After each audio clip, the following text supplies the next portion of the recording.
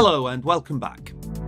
We had some fun, well I hope you did anyway, in the last chapter playing with Spring Social. There are millions of applications of Spring Social, but for this course we're concerned with a single sign-on. And these next two chapters we will be building a single sign-on solution. I'll try to make the work as interesting as possible, but I have to warn you that there is a lot of configuration ahead of us, and that's why I've split this work across two chapters. I know that many of you prefer Java config, and I will be producing a further chapter later in this course where I'll show you how this work would be done in Java config. But I have to say that in this case, although the XML might be ugly, the Java config is ugly as well. And that's because to make this SSO work, we have to create a lot of beans and we have to wire them together manually. This feels a lot like Spring Security did a few years ago when you had to do a lot of heavy lifting just to secure a simple URL pattern. As you know now, that's really simple to do with a few tags. Unfortunately for Spring Social, there's really very little in the way of pre-configured beans or any clever tags, and the same applies for the Java config. So brace yourself for some quite grueling work. In the work that follows, really, I'm working from the reference manual of Spring Social. When I recorded this, they've changed the site around a little bit. On the Spring Social site, you'll see there are no links to documentation. You have to instead go to the docs link, which gives you the documentation for the whole of Spring, every single project. We'll follow the link through to reference documentation there. And in this vast forest of Spring projects, somewhere in there you will find Spring Social. And for this chapter, you will want to be working with both the API, which of course is the Java docs. We'll come back to those in a short while. And it is worth looking at the reference documentation as well. It's a pretty good reference document, and there's our old friend Craig Walls again. The first few chapters cover just Spring Social in general. That's the kind of work we did in the previous chapter. But it's chapter 4 where they describe how to sign in with a service provider. But the starting point is that it tells us here that Spring supports two different ways of achieving this. There's a technique that they call the provider sign-in controller, and there's also a social authentication filter. And I'll invite you to read this in detail, but the summary of what it's saying here is that generally you want to be using the social authentication filter if you're wanting to integrate with Spring Security. So that's exactly what we're going to do. I'm going to show you how to work with this social authentication filter. So I've spent many hours off camera working through this process. And if I just go down to where it talks about this filter here, the example they've given here is in Java config, but actually this is just a regular HTTP configuration just like we have.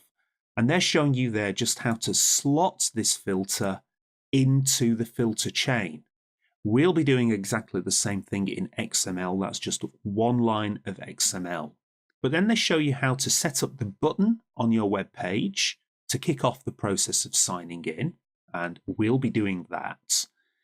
And then, unfortunately, it kind of gets a little bit complicated because then they start talking about the other approach, which is that provider sign-in controller. Well, we don't need to do that. And there is actually some further work to do, and I found it very difficult to pick through all of this information and what they've already provided for us.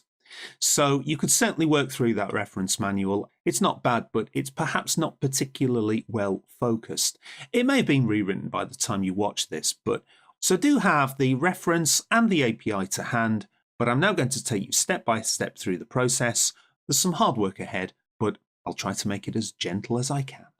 We've got a little bit of housekeeping to do before we begin, and the first thing is that this Facebook controller I'm going to delete from my project just so it's not getting in the way of anything.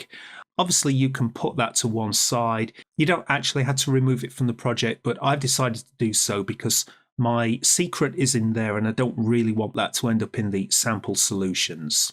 The other slight thing, and I don't really need to do this, but I'm just a little bit worried, really, that we've got quite a lot of security configuration here, and we're about to make things even more complicated.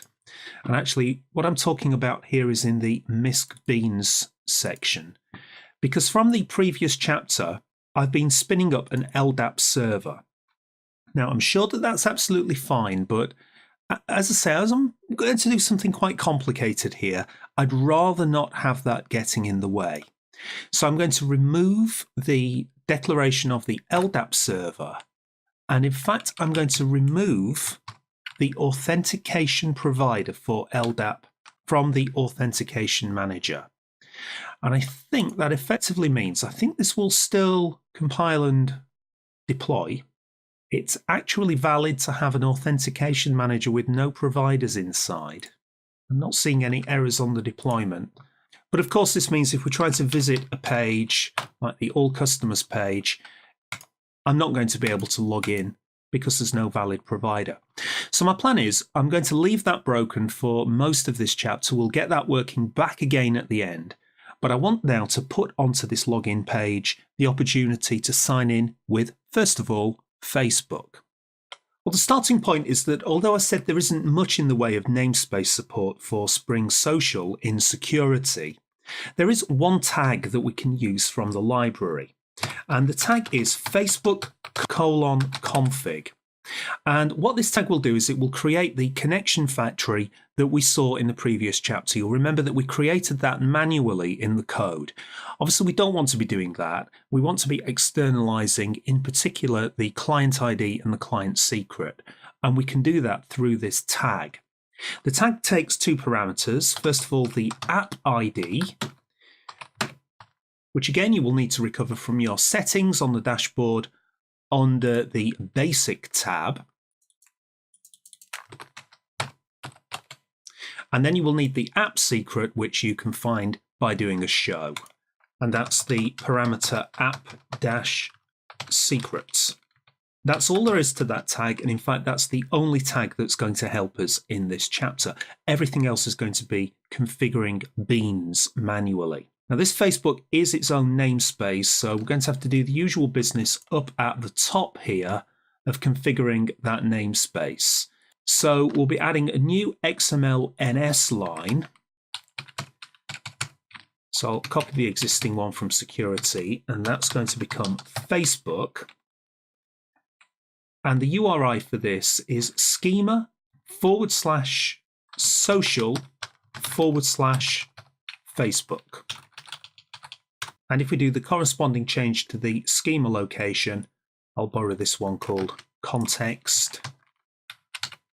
So this is going to be the same as the namespace name up here. So it's schema/social/Facebook. And then for the line after it, it's slightly different. So be careful here. It's //spring-social-facebook.xsd. And I've discovered that by checking inside the jar files. However, you might notice that I am seeing an error in my XML editor. Now, there is some configuration problem here that I've not been able to work out. I think there might be something misconfigured in one of the jar files, or I've got something slightly wrong, but I do know from experience that this will deploy and will run. So it's, unless I have a typo or something in here, but for now at least, we'll just disregard this error. And if it causes problems later, we'll return to that and look at it in a little bit more detail. On reflection, after I've done that, I'm not sure I really wanted to do that in the miscbeans.xml file. I think it might have been better in the security config file. Or actually, possibly better still, we might want a separate file for this social configuration. So if you don't mind, I think I'll continue working in miscbeans, and then we could consider breaking all this configuration out into its own file a little bit later on. There's really two tasks that we need to do to integrate Spring Social with Spring Security. We can do them in any order, but the first job I'm going to do is look at the Authentication Manager. Now, you'll remember that a few moments ago, I removed the authentication provider that was using LDAP. Well, we're going to need to add into here now an authentication provider that is capable of comparing users' Facebook IDs with a list of valid Facebook IDs that are allowed to use our application. So it's quite a different authentication provider to the ones we've seen before, where the providers will be verifying usernames and passwords. Of course, we're doing none of that in our application. We're going to get an ID from Facebook, and we're just going to say, are they on our list of registered Facebook users? Because they will have already been authenticated. So to do that, we need to declare inside here from the security namespace an authentication provider. And rather than declaring this in line, we're going to refer to a bean called social auth provider. And we're going to declare that bean down here. This is going to be a special auth provider that simply checks a list of valid, for now it's Facebook, but it will be other IDs later on. So I'll say social media IDs from a list of our registered users. And this bean, so its ID will be social auth provider, is a class that we don't have to write ourselves, thankfully. We will have to write some classes to make all of this work, but this one comes from Spring Social, and it is org.springframework.social.security.social authentication provider. And I'll do a search for social authentication provider, and there's the class right there. We need information from the constructor summary. Because we're constructing a new instance of this object in our XML, we need to understand the details of this constructor, but all we can see from here is that there are two required parameters into the constructor. One is the user's connection repository, and one is the user details service. So there's not a lot of useful information there, but you can find the information by looking in the reference manual and following the links to the objects here. So let me try to explain what these two parameters are.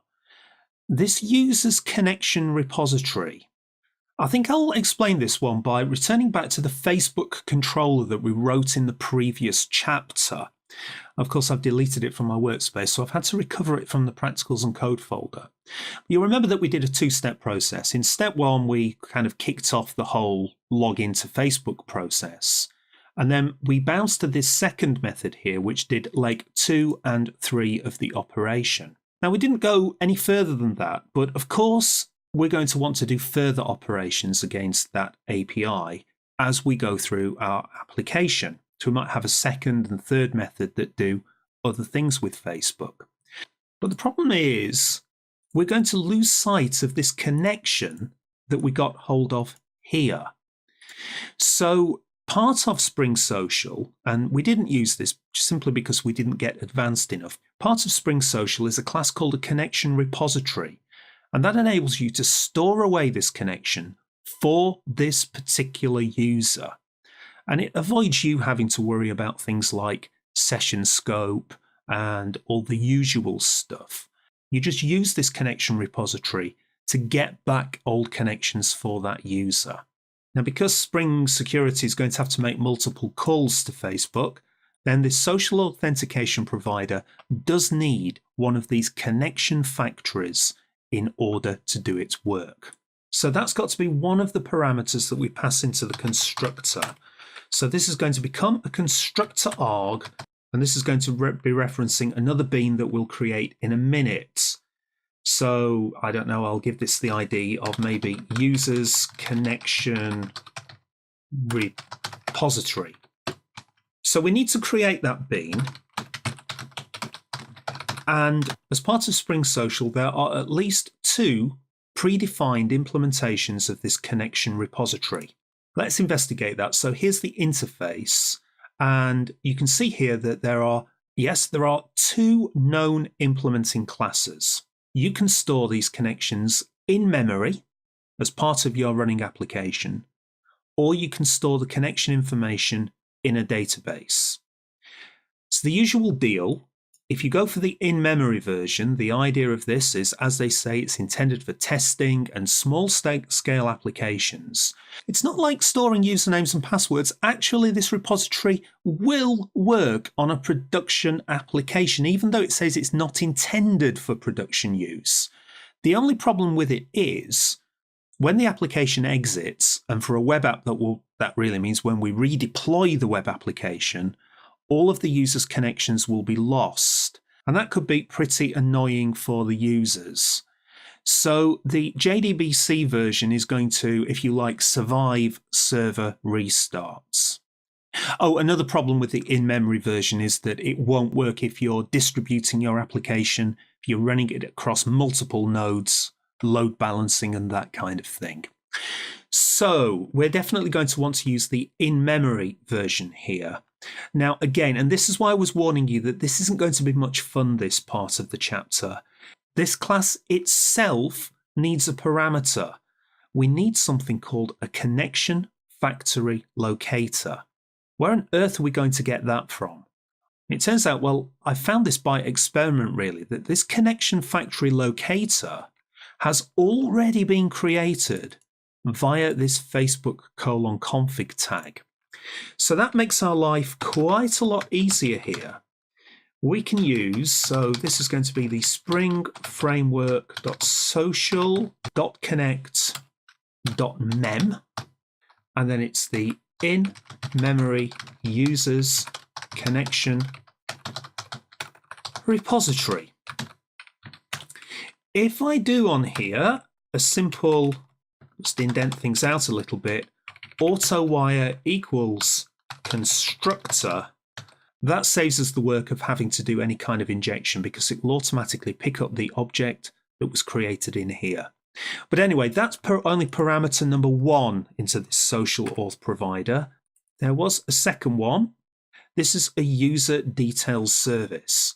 We've used these user details services previously on the course. This is the service that is responsible for holding the database or the repository of our usernames and passwords. But the thinking here is that this is different. We don't have usernames and passwords. What we have really is a collection of just user IDs, possibly with a first name, a surname, and some possibly other information from the social media platform. But the one key thing is there will be an ID for that user. So they've decided, if I follow the link here, the social user details service, as they say here, it's similar to the user details service we've seen before. The only difference is it loads by user ID rather than user name. So it has its own method in here, which is load user by user ID. The method that we've seen in previous parts of the course is load user by username. And you'll notice to your horror that this is an interface which has no implementations. And the idea is we're supposed to implement this for ourselves. Well, it's not that hard to write at least an in-memory implementation of a social user details service. So let's go through the steps. This is going to be another constructor argument. And this is going to be a new bean, which we will call the social user details service. So this is another bean. I'll declare this one down here. But this is going to have to be a class that we're about to write. So I think I will place this in my services package. So this is going to be com.virtualpairprogrammers.services, and we'll create a sub package for security. And I'm going to call this my in-memory social user details service. Now, for now, I don't think we're going to need any properties passed into this because my idea is that this is going to be completely self-contained. So the requirement for this social user details service is it needs to contain a list of valid, at first, Facebook IDs that we have accepted onto our site that have previously registered. So this should be quite routine, really. So we'll create a new class. This is going to go into the services package, but a new subpackage called security. And I called it the InMemory Social User Details Service. The contract of this is it needs to implement the interface that we just saw, which is the Social User Details Service. So if we use the quick fix here, we can add in the unimplemented methods, and there's only one of them. We will need to add in some extra methods into here, but the only one that Spring Security requires is a method that is capable of loading a user by its ID.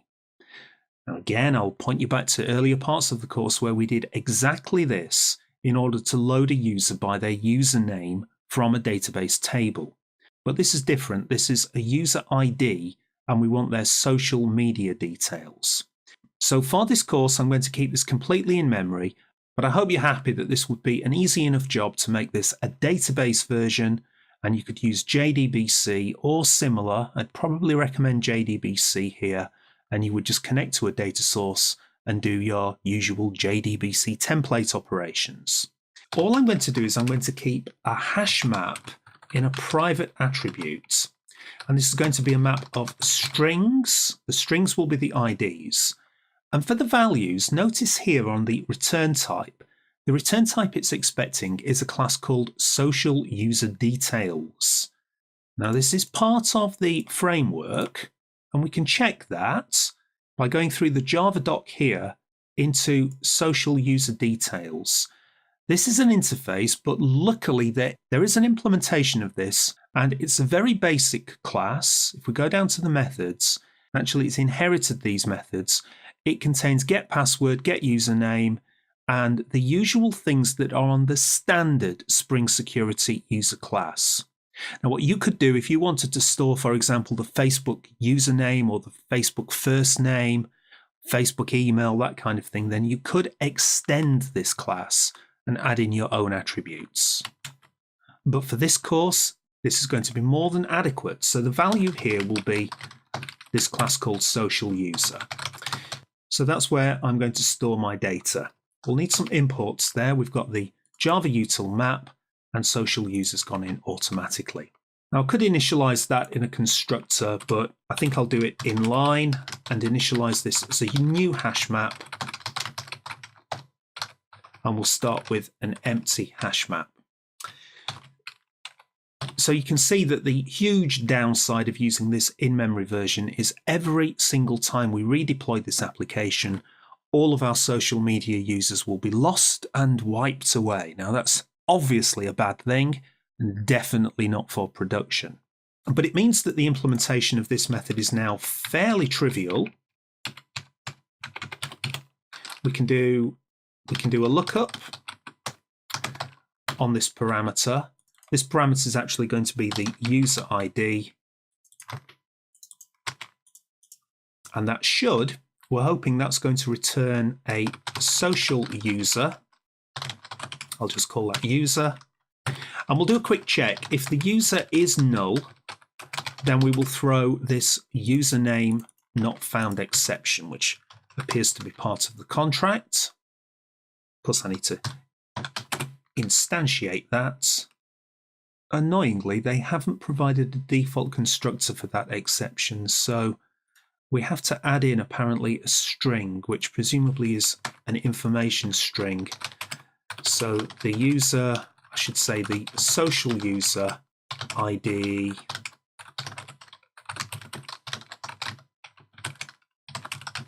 is not present. But if that exception was not thrown, then we can return that user. Now I may as well do this here and now. We are going to need to register new users. So obviously we need a way of getting data into this hash map. So I may as well add the method for that. And because this is not part of the interface, I can make my own free choice as to what this method is going to be called. I'm going to call this add new, let's go for social user.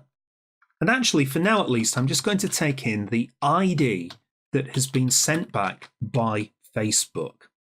I know I've said this several times, all we really need is a list of the Facebook IDs that are registered with this application.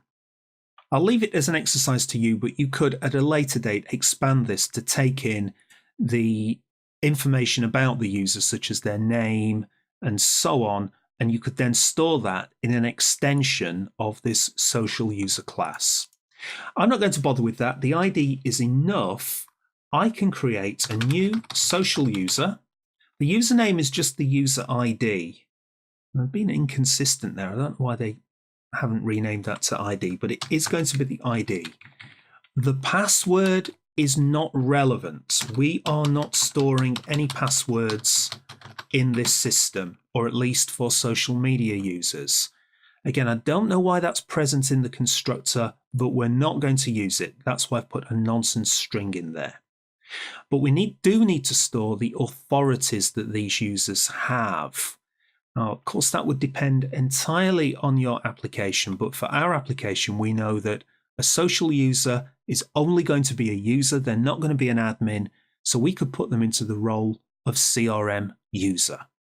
I think we've done this authorities previously in the course, but I'll remind you, it is a little bit tedious. We have to create a list of these granted authority objects, which really just means roles. We have to create a new list of them, even though we've only got one of them.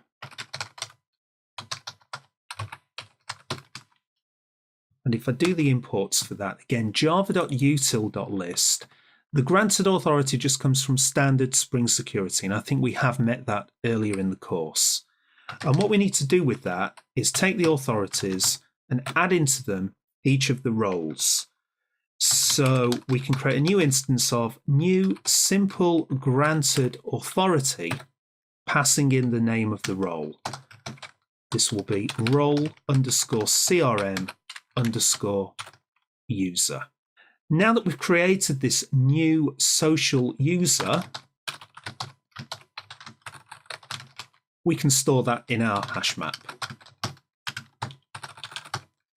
So the key is going to be the ID, and the value is going to be the new user. Well, I realise this chapter is getting a little bit long, so we're about at the halfway point of this configuration. I did warn you it would be quite hard work, so I suggest we take a break here. I'll come on to the rest of the configuration in another chapter, but I'd like to review the work that we've done here so far. And all of the work really starts from the comment here on line 31. We've now said that for our authentication, we don't have any other form of authentication yet, apart from this new social authentication provider. And the way that this is going to work is using this social authentication provider provided by Spring Social Security. And that needs two parameters. The first one's a bit kind of mechanical and under the hood. That's a mechanism for it to store the connections so that it doesn't have to keep going back to Facebook to run the OAuth process. It can keep us on leg 3. But the hardest work we've had to do is we've had to create a new instance of this class called Social User Details Service. And that for us is just holding a long list of IDs of all of the Facebook users that we have allowed to use our application. We'll expand it for LinkedIn and Twitter in the next chapter. More work to do. Have a good break, and I'll see you for the rest of it.